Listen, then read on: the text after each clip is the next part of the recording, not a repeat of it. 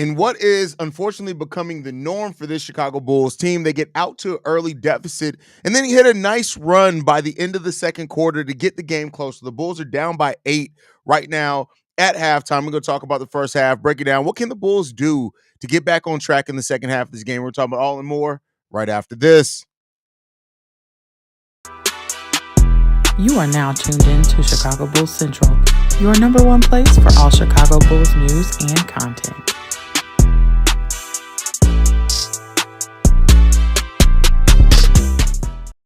What's going on, Bulls fans? Welcome to another episode of Chicago Bulls Central, your number one spot for everything Chicago Bulls related. I'm the host here, Haize. But man, the Bulls just know how to keep repeating things. Now, this is not one of those halves though where the Bulls have shot the ball badly. The Bulls have actually shot the ball pretty decently. 52% from the field, 14 of 25 for 56% from three-point line. They're getting 17 assists on 22 made baskets. It's cool and whatnot. They're getting out rebounded by 5 in this game so far. But the problem is despite the Bulls shooting really good from the field and from three, the Brooklyn Nets are shooting 60% from the field right now. They're on fire. And the Bulls defense is the reason why they're behind in this game. The offense is actually doing what it needs to do. You got 14 points from Kobe White, 17 points from Zach LaVine, 10 from Nikola Vucevic. Nothing for Patrick Williams. Patrick Williams has been trashed all season long. 8 from Io off the bench, 6 from Josh Giddey, with 7 assists as well from Josh Giddey. The two things that the Bulls need to do to really get back in this game that they need to be better at is rebounding, especially defensively. We got to be better on the defensive boards. And we have to get back to moving without the ball and spreading the ball around. We got to do that. We got to get back on defense. Defensively, the Brooklyn Nets have just shown more energy on the offensive side of the ball. They're going back after putbacks. They're catching the Bulls out of position, and it's really leading to an ugly game. And otherwise, I would say with how the Bulls offense is played in this first half of the game, they're going to be up more times than not. The Brooklyn Nets have just executed better and have taken advantage of where the Bulls are weak at. The Bulls are shooting almost 70% true shooting percentage. So are the Brooklyn Nets, right? Those type of things are really what's hurting the Chicago Bulls team right now. They got to get better and get in gear because we're playing into what the Brooklyn Nets are trying to do. They got 6 second chance points on us right now. We got to be better in that area. The Bulls just have to tighten up on the defensive side of the ball. Now, one of the good things about this is that we've seen this Bulls team be a much better second half defense than first half defense in just about every game so far this season. So if the Bulls continue that trend while keeping up the pressure and what they did in the first half offensively, they can be back in this game, right? If it wasn't for a last-second putback, the Bulls would be down in this game right now by 6 rather than by 8. So, those things are going in the Bulls' direction. They really got their momentum in the second quarter of this game. Let's see if they do what they've been doing and build off that last 5 minutes of the second quarter, all the momentum that they built there. If they can come back in with that momentum to start off the third quarter, the Bulls could very well be back in this game. But they're going to have to be a better rebounding team, and they're going to have to be better defensively. You have to adjust to what this Brooklyn Nets team, and I'm going to be really interested to see what Wes Unseld Jr. cooks up on the defensive side of the ball for the Bulls in the second half of this game, because we have to be better defensively. And if we can be better defensively, those are things that are going to work out for the Bulls. So we'll see what happens when it comes down to that.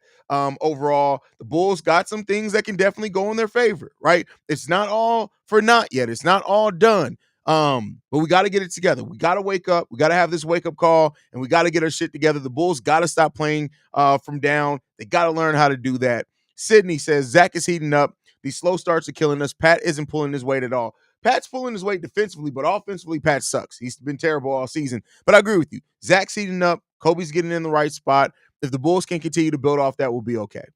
DT was putting the clamps on Cam Thomas. Listen, I told y'all when people were saying I was tripping, saying, oh, well, Dalen Terry isn't good. Listen, it's not about offense for Dalen Terry, right? That's just it's not what it is. But Dalen Terry looks like he's making a big step defensively. And we're going to say we got THT minutes. THT is one of the highest played players off the bench for the Bulls today. Crazy work. But yeah, it's like they don't wake up fully unless they're down by 20. It's crazy. I'm not gonna read that comment, Jonathan Aegis, because you're wilding right now, bro. These slow starts have got to stop. This is getting so annoying. We need to find a new defensive scheme instead of zone bullshit. Well, the problem is what we got to go zone. Like this team is not going to thrive in a man-to-man defense. We can't switch heavily, right? Because we have so many weak on-ball one-on-one defenders. So unfortunately, zone is the best case for the Bulls right now. Now, I do like when we go into a hybrid zone, like when we use the zone and then after they penetrate to a certain position, we go to man on man. That's really worked okay for us, but that's not something that's sustainable. You can't run a hybrid zone for a full 48 minutes of basketball because if teams start moving the ball quickly around the court, it really blows that up. But so I would expect that we're probably going to see some hybrid zone at times in the second half of this game to get us back in gear, but we'll see. Our defense has been straight buns. We have to tighten up and get some stops. This game could be ours if we do it. TL Beat said, tighten the buns. That's what TL Beat says. He said in the second half, he needs to see tight buns. Shout out to TL Beats, who admits he wants to see some tight buns out there in the second half of this game. Tighten them cheeks, fellas. Tighten the buns up. From TL Beats, he said it. He said it out his mouth. I read it. Just having some fun with you, bro. Giddy is getting hacked on drives and not getting any calls. Yeah, the Bulls aren't getting any calls right now, but I'll say this though: the teams have a combined 7 free throws. So the refs are swallowing their whistle, tight bun swallowing. It is what it is. They're swallowing their whistle a lot as of right now. And I'm not too mad at that. Like, as long as you're calling it down the middle, right? The thing that I always say is that when you call it one way for one team and a different way for the other team, if this is going to be a game where the refs are allowing a little bit of hacking, but it's the same on both sides, I can deal with that. That's just how this officiating crew is calling this game. So right now, I agree with you. You're 100% right. They're not calling some of the fouls that they could call on drives, but they're not really calling it for either team right now. Of course, the Bulls haven't realized they can't keep starting games sluggish like this, but they need to correct this shit. It's not sustainable. It feels like the start of that year we got Lonzo. I mean, did we give up? Yeah, we did. It was our second quarters then, right? You're sending me back. We had terrible second quarters then. I cannot believe how well this team is shooting from three. Aside from Zoe's performance, it's the biggest surprise so far. I feel that. It seems like the Bulls don't want to play defense this season until they're down big. I mean, hey, a thing's a thing. A thing's a thing. You're absolutely right on that one. Move and Giddy will find you. That's a fact. I mean, that's just that. Giddy will find you. Yeah, for sure.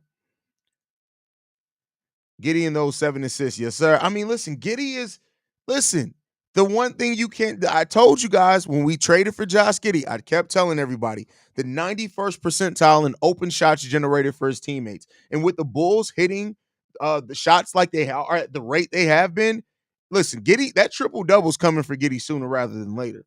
Haize, LOL. Appreciate you talking about the lineup in your last video. I pointed it out in the post game show. Oh well, you pointed out that one lineup, but yeah, I went into a deeper dive in all the Bulls lineups. But yeah, it was really interesting to see how those lineups work. I know a lot of people are going to start talking about Josh struggling a little bit, but it's a lot of things that he's done that makes up for it. I mean, listen, the thing is that you're gonna have to live and die with that. 3 for 8 isn't really bad, right? Like, let's be clear, it's not. So, he'll get it together, right? Overall, right now, the starting lineup is all negative. The bull, every bull except what one. Io's a positive plus minus, and Julian Phillips a positive plus minus. Other than that, everybody's a negative when they're on the court. So, it is what it is.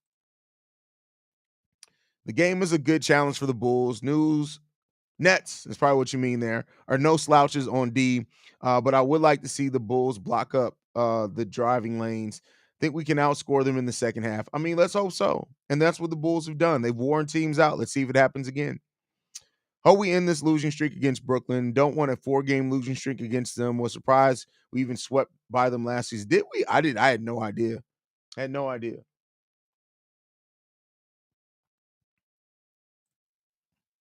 It's so weird to see the Bulls shooting so many threes and having to the belief that they will go. It's crazy, right? It's crazy. What would you do if you woke up with Josh Giddey's hair? First of all, if I woke up with Josh Giddey's hair, I wonder how, as a black man, did I wake up with flowing locks? Like that's. I'm not Jesus. I'm not. That's weird. That's weird. So that would be the first. I'd be freaked out. It's weird. It's a little strange. Be a little strange.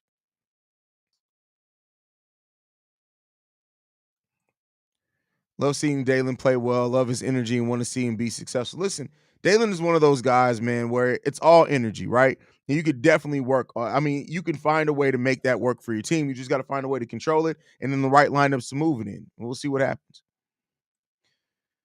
Goddamn you, yo ass so famous now. My comments get buried in the chat. I mean, I'm not that. First of all, let's never say that. I'll never say that. Not famous. Not famous. I like the Bulls shooting threes this year. It's going to make our players better shooters. I mean, not necessarily. You can shoot a bunch of threes and suck, but I mean, right now we are definitely. It's not sustainable. I mean, let me say I say that and then watch most of the season and be sustainable. Like at some point, the Bulls are going to have some type of regression to the mean you would expect, but yeah, it's crazy. It's crazy because I didn't expect them to be this good shooting threes for sure.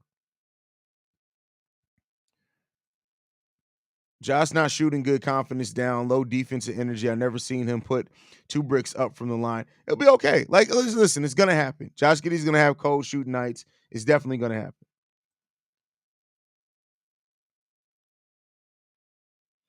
The way the Bulls been shooting the threes this season, all I can say is God, it's crazy. It's really crazy to see the way that the Bulls are shooting for sure. Need Puel on the boards going. We need Puel defensively and definitely on the boards. Energy things, getting some steals out there because Puel's offense is basically left him. It's the little bit of offense is basically left him. Why are we acting like we're surprised? The Bulls have always been known to have dig themselves out of big deficits. Not always. That's a recent thing. If Haize were he was spent for no, I'll cut it off because like listen, that flowing hair is too crazy. It's too crazy. Hayes, I know I'm beating a dead horse here, but Jesus Christ, if Patrick Williams would stop shooting the three to start off the offense and just cut to the basket, I guarantee I wouldn't guarantee that either because Patrick Williams' dribble has been trash. I think Patrick Williams is the only player that's worked with dribble too much multiple years and still can't drive on the like. I get what you're saying. Like theoretically, yes, it would work great for Patrick Williams, but unfortunately, Patrick Williams' handles haven't been great either. So even if he puts the ball on the floor and tries to drive to the basket, he may fucking turn it over. Like, yeah, it's tough. It's tough. As a mate, I like the minutes from Tucker. Looked solid defensively and shot well from three. Nice to have another player who can do both well. First of all, 1 for 2 is okay from three. He took 1, 2, he made one. And Taylor Horton Tucker defensively, it's always interesting because Taylor Horton Tucker historically is not a good defender. If you look at his on offs, he's just not a good defender. But if you in certain matchups, he can be solid enough for you. Now, I think also with this Bulls team being so bad defensively overall, it's kind of easy to stand out defensively. First of all, E. Holiday, you may need Dwight Howard. We don't need Dwight Howard. If you want to get your cheeks clapped, E. Holiday, just say that. Dwight got you. You ain't got to come trying to get him to sign to the Bulls so that you can feel your need of getting your cheeks clapped. That's not what we're trying to do here. And it's all jokes. I'm having fun. I'm just having fun, y'all. It's not anything personal against it. I gotta say, it's been a lot of sense as the channel has grown. The sensitivity around here has grown as well. Is this or is this not Chicago Bulls Central? We talk shit here. We joke with each other here. It's like chilling, talking sports with your friends. If I crack a joke on you, crack one back. Don't get in your feelings. Don't do that. That's not what we do here. That's not what we do here.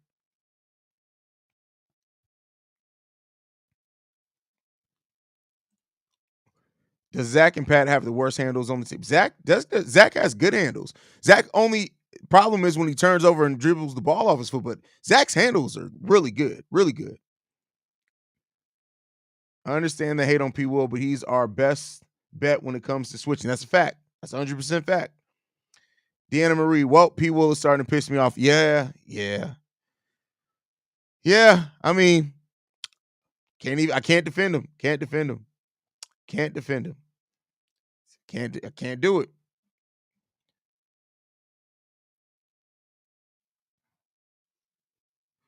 But all right, y'all. I love you guys, man. Make sure you guys are following the show. I'll be back here. When will I be?